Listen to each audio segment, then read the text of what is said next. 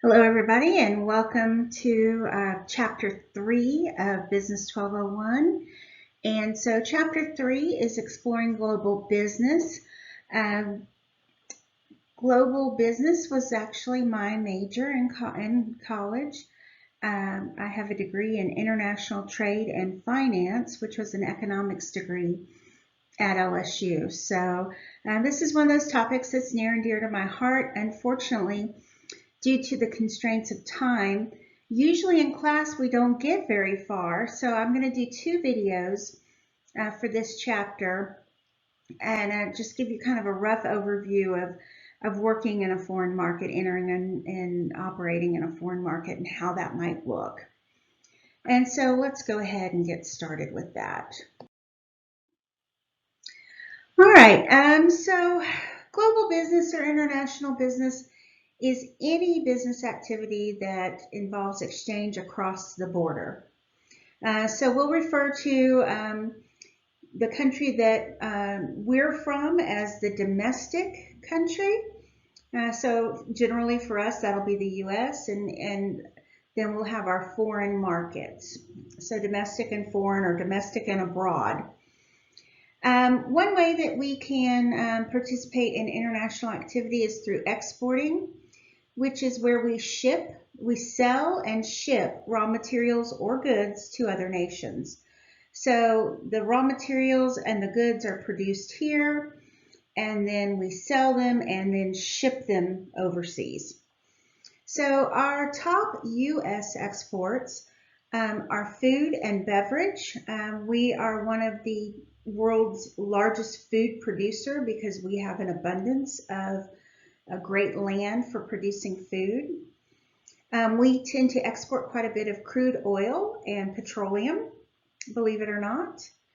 We export aircraft bodies and engines and auto parts and engines to the rest of the world. So also included in there, although it's not in the top five or four here, is entertainment. That is one of our huge exports.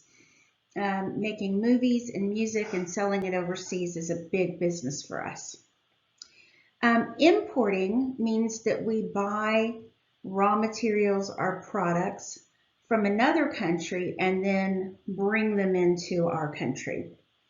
And so the things that we import include machinery and equipment, vehicles, oil and mineral fuels. So yes, we export oil and we import oil.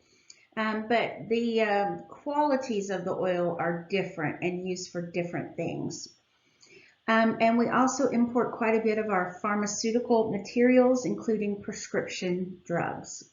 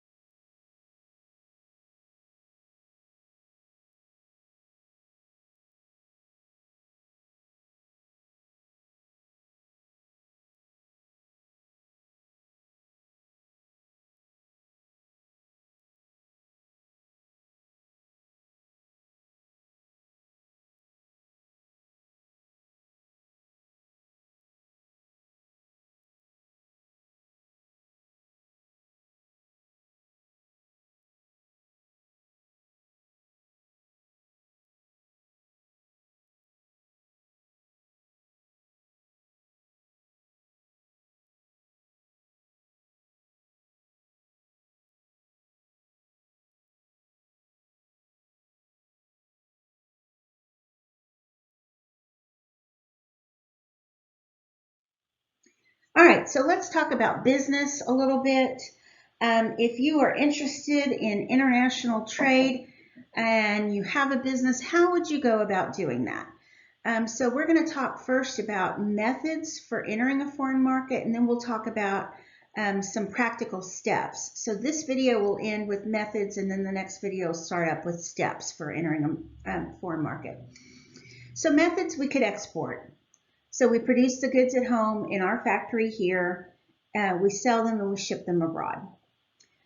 So the complications here are dealing with the shipping, which can be very complicated and expensive, and dealing with getting paid.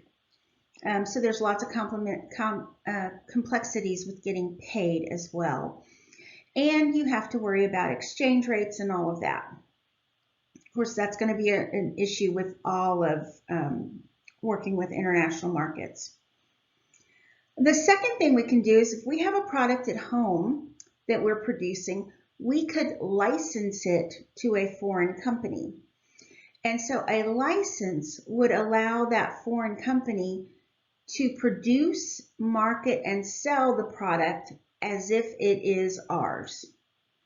So they can use our name, our logo, our brand, but they're producing it and selling it. And we in return get a percentage of the profits or royalties for allowing them to do that. So we'll see little boutique hotels that are under maybe the Hilton brand in Europe, but they're not owned by the Hilton. The Hilton has allowed that company, that firm, to use their name and provide the hotel services, but it may not be exactly the Hilton experience you're used to here. And so that's our main complication, is dealing with the quality of the product and making sure that they're maintaining our reputation the way we would maintain our reputation. We don't want shoddy products being produced overseas in our name, because that'll make us look bad. All right, franchising is similar to licensing, but it's a little more formal. So the franchisor gets to use all the same things, the branding, the trademark. We're also going to give them our business model and our system. So they have to do it just like we do. They're going to pay for this right up front, and depending on the franchise agreement, they may have to pay royalties or continuing fees. They may have to buy some of our products to serve in their establishment. So for example, I gave you an example of Hilton with a license. McDonald's is a franchise business. And so you have to look like a McDonald's, operate like a McDonald's, use the exact same recipes at McDonald's. You probably have to buy your French fries from the McDonald's Corporation because they are trademarked. And so the thing that you worry about here is you're giving all of your company secrets to this franchisee. And so you have to worry that they're going to exploit your secrets down the line. They may give up their franchise and then still make sandwiches that taste just like your Big Mac. So that's one of the things you have to worry about. Okay, so license is a little freer in what you produce. Franchising, you've got to follow our model exactly. All right, we could partner, and I'm going to give a couple of examples of partnering here. So we could find an existing firm in the foreign market and partner with them and say, we want to do business with you. Two kinds of partnerships. One is a joint venture. And so this is going to be limited. It may be, we want to sell this one product in your country, and we'd like to partner with you to help us with that. And so you get their knowledge of the market, their marketing systems, their employees, and access to that country for this one project, this one goal, this one product. So it's limited in time and scope.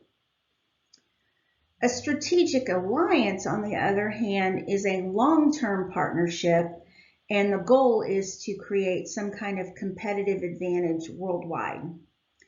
And so we've seen some examples of this. BMW partnered with Louis Vuitton.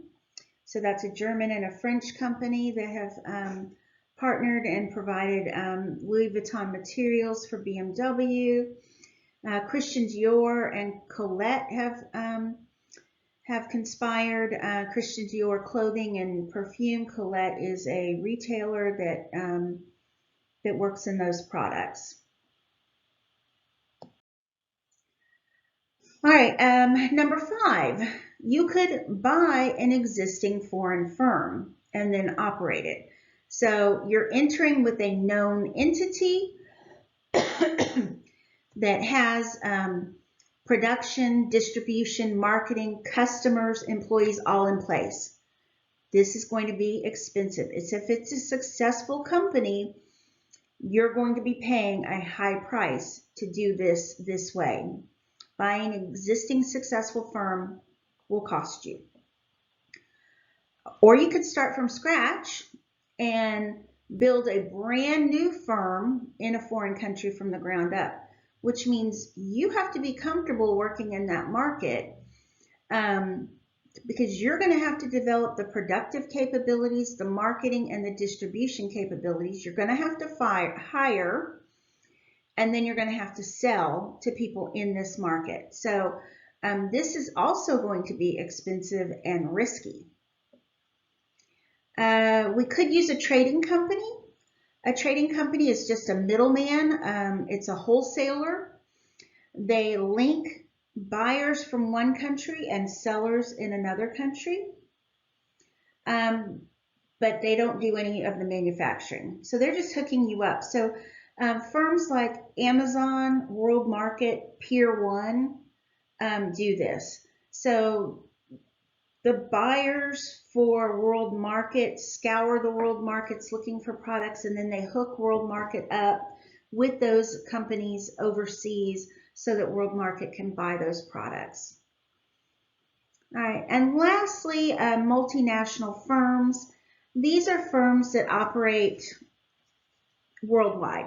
They don't necessarily have ties to a certain country. Maybe their headquarters is in a certain country, but they're everywhere. So things like Exxon and British Petroleum, BP, the oil companies, they're going to be multinational firms. They have operations on almost every continent in every country, and so they're not tied to the United States or Great Britain in the case of BP. All right, that's the end of video 1. So I'll see you in a few minutes in video 2.